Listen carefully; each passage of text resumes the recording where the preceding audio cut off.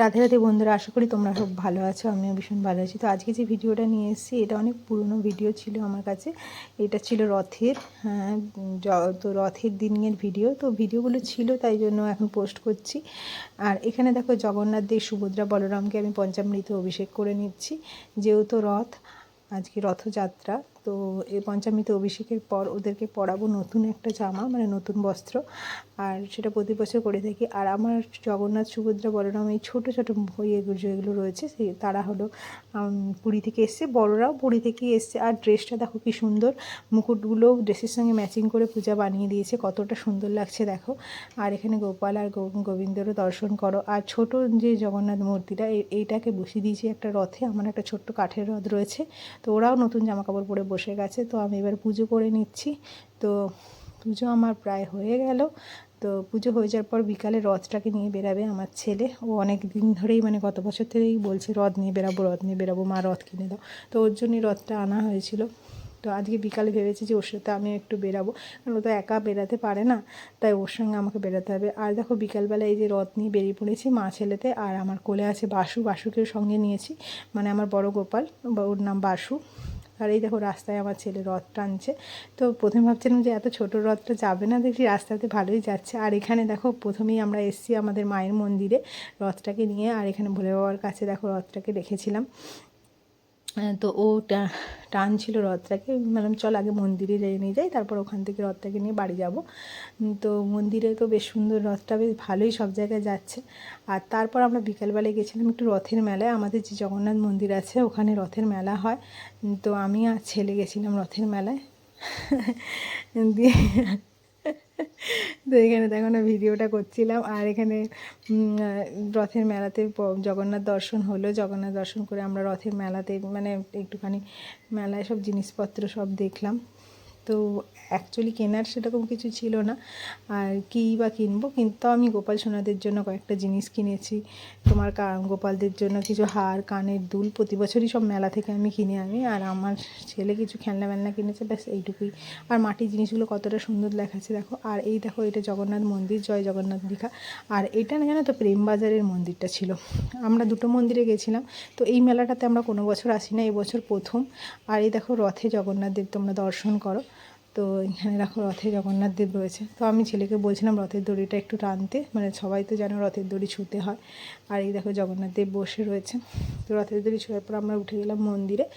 তো এই জগন্নাথ মন্দিরে জগন্নাথ লেখা আছে। তো চলো মন্দিরে তোমাদের সবাইকে জগন্নাথ দর্শন করাই। তো সবাই ভালো করে দর্শন করো জগন্নাথ, সুভদ্রা, বলরামকে। আর এখানে দেখো কি সুন্দর সেজে গুজে রয়েছে মন্দিরের মধ্যে। তো এই মেলাটা আমরা গেছিলাম, রথের দিন যাইনি, পরে। আর রথের মেলায় জানো তো গাছ পাওয়া যায়। তো এখানে দেখো অনেক সুন্দর সুন্দর গাছ বসেছিল। তো ছোটোবেলায় না রথের মেলায় গেলে আমরা গাছ কিনে আনতাম। আর এখন রথের মেলায় গাছের যা দাম, আমি সব দাম করছিলাম। এমনিতেও আমার গাছ লাগাতে ভীষণ ভালো লাগে, কিন্তু এত এত মানে দাম বলছিল, বিশেষ করে অ্যানামুন্ডাগুলো এত দাম বলছিল। আমার অ্যানামুন্ডাই একটা নেওয়ার খুব ইচ্ছা ছিল, তো গাছটা আমি নিইনি। আর দামটা অতিরিক্ত বলছিল আর কি, মেলা উপলক্ষে নাই নাকি না এমনি আমি জানি না। আর গাছটা দেখতে খুবই ভালো লাগে। আর এখানে দেখো মেলার নাগরদোলনাটা কি সুন্দর দেখা যাচ্ছে দূর থেকে। তো তোমরা কারা কারা নাগরদোলনায় চলতে ভালোবাসো অবশ্যই কমেন্টে লেখো। আমি নাগরদোলনায় চাপি না, না আমার নাগরদোলনায় মানে একবারই একটা এক্সপিরিয়েন্স আছে আমার, ভীষণ ভয়ঙ্কর এক্সপিরিয়েন্স। মানে নাগরদোলনায় ওঠার পর আমার মাথা টাটা ঘুরিয়ে বমি হয়ে একাকার কাণ্ড, তারপর থেকে জীবনে উঠি না। তো ছেলে প্রতি বছর বায়না করে মেলায় গেলে যে মা উঠবো, মা উঠবো। আমি বলি না না, কার সাথে উঠবি, একা একাতে আর একটু বড়ো হয় যখন একা একা উঠতে পারবি তখন উঠবি। আমার বাবা উঠবে না, আমি উঠবো না, সেই কারণে। তো অনেকেই ভালোবাসে নাগরদোলনায় চড়তে। আর এই দেখো কত বড় মেলাটা বসেছে এখানে। এখানে বিরাট রথের মেলা বসে। তো প্রতিটা স্টলে গিয়ে দেখার তো সেরকমভাবে সুযোগ হয়নি। আর গিয়েও বা কী করবো, কেনার কিছু ছিল না। মেলা জাস্ট ঘুরছিলাম এমনি, হেঁটে হেঁটে হেঁটে দেখছিলাম মেলাটা ঘুরে ঘুরে। তারপর আমরা এইখান থেকে বেরিয়ে যাই জগন্নাথ মন্দির যে আছে, জগন্নাথ মন্দিরের যে মন্দিরটা রয়েছে গিরি ময়দানে, এই মেলাটা থেকে বেরিয়ে ওই জগন্নাথ মন্দিরের মেলায় যাব।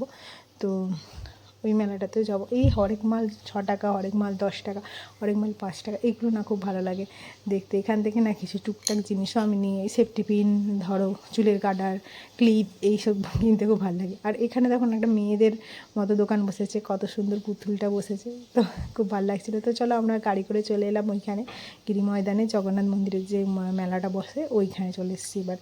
তো এইখানে দেখবো এবার এবছর এখানে কেমন মেলা বসেছে। তো যখন আমরা এখানে আসি তো প্রায় অনেকটা রাত হয়ে গেছে, মানে অনেকটা বলতে অনেকটা রাত, প্রায় 10টা 11টা বেজে গেছে। তখন দেখলাম ওই জন্য পুরো ফাঁকা ফাঁকা হয়ে গেছে।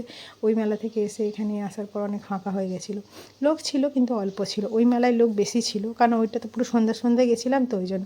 আর এখানে দেখো 3টে রথ রয়েছে, 3টে রথে রথটা দেখা যাচ্ছে যে রথটা রয়েছে। তারপর আমরা গেলাম মন্দিরে। তো মন্দিরে এখানে প্রোগ্রাম হচ্ছিল, মানে নাচ গান প্রতি বছরই হয়, দেখি জগন্নাথ মন্দিরে প্রোগ্রাম হয় ভিতরটা প্যান্ডেল করে। আর এখানে দেখো কি সুন্দর জগন্নাথ, সুভদ্রা, বলরামকে দেখা যাচ্ছে। তো আর এখানে ভোলে বাবার মন্দিরে ভোলে বাবাকে একটু প্রণাম করে নিলাম। এখানে ভোলে বাবাও থাকে সাইডে, আর আরও থাকে গণপতির মন্দির থাকে, কিন্তু ওখানে এত চেয়ার ফেয়ার ছিল বলে গণপতির মন্দিরে আমরা যেতে পারিনি, কারণ সবাই প্রোগ্রাম দেখছিল। তো ওখান থেকে বেরিয়ে আমরা একটুখানি কী করলাম বলো তো, আমার যে বাড়িতে জগন্নাথ রয়েছে তার জন্য একটুখানি ওই যে পাওয়া যায় না গজা, জগন্নাথের জন্য গজা কিনে নিলাম। আর এইখানে দেখো কত নাগরদোলনা বসেছে। তো টুকু ওই মেলা থেকেই মানে লাফালাফি করছিল, মা মেলায় নাগরদোলনা বসবো, নাগরদোলনা বসবো, ওকে বসতে দেওয়া হয়নি। তো এইখানে এই মেলাটা তো আর ছাড় দেবে না, এখানে ও বসবেই, যে কোনো একটাতে ও বসবেই, নইলে কান্নাকাটি জুড়ে দেবে। তো আমি বললাম যে ঠিক আছে ওকে বসিয়েই দাও, নইলে আবার কান্নাকাটি করবে।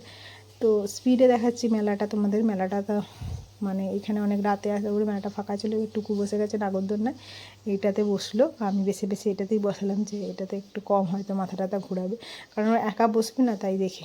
আর রথ মানেই না ঘুগনি খেতে খুব ইচ্ছে করে, তো আমি এখানে ঘুগনির বাটি নিয়ে বসে গেছি ঘুগনি খেতে। ঘুগনি আমার রথে না জানো তো, মানে রথে মেলায় ফেলায় গেলে টুকটাক স্টল থেকে না খেতে খুব ভালো লাগে। তারপর ভাবলাম একটু চাউমিন খাবো, তো তারপরে চাউমিনে নিয়ে নিলাম। আর এইটা হলো উল্টো রথের দিন। উল্টো রথের দিন দেখো আমি যে মানে যেদিনকে রথ ছিল প্রথম সোজা রথ, সেদিনকে ভোগটা তোমাদের দেখায়নি। তো উল্টো রথের ভোগে দেখো আমি এগুলো দিয়েছিলাম, গোটা ফল, জিলাপি, আর জগন্নাথে যে মেলা থেকে নিয়ে এসেছিলাম সেই গজা। আর আমি সুন্দর করে পুজো করে দিয়েছি। তো ওদের ড্রেসটাও চেঞ্জ করিয়ে অন্য একটা ড্রেস পরিয়ে নিয়েছি, আর আমার পুজো কমপ্লিট হয়ে গেছে। আর দেখো কতটা সুন্দর লাগছে সবাইকে। তো তোমরা সবাই প্রসাদ দর্শন করো। আর উল্টো রাতের দিন আমরা চলে গেছিলাম, আমাদের এখানে আরেকটা মেলা বসে, বলরামপুরের মেলা, সেখানে। তো মেলাটা খুবই ছোট ছিল, তো এখান থেকে আমি একটু কাঁচের চুড়ি নিয়ে নিয়েছিলাম, যেহেতু শ্রাবণ মাস আসছে, সবুজ চুড়ি। মেলাটা দেখো ছোট্ট ছিল, মাঠের মধ্যেই মেলাটা ছিল। আর মেলাটা তোমাদের একটু দেখিয়ে দিচ্ছি। তো আজকের মাত্র এখানেই শেষ করছি ব্লগটা। তোমাদের যদি ভালো লেগে থাকে তো অবশ্যই একটা লাইক করে দিও, আর যারা যারা আমার চ্যানেলে নতুন আছে তারা একটু সাবস্ক্রাইব করে দিও, আর যারা আগে থেকেই আছো তারা একটু কমেন্টে লিখো। কেউ কমেন্ট করলে আমার ভীষণ ভালো লাগে। আর মাঠের মধ্যে ছোট্ট মেলা, ভালোই লাগছিল। তো তাই মেলাটা একটু ঘুরে একটু সবুজ চুড়ি নিয়ে নিলাম, কারণ আর কদিন পরেই পড়ে যাচ্ছে শ্রাবণ মাস, আর শ্রাবণ মাস হলে আমি প্রতি বছর সবুজ চুড়ি পরি।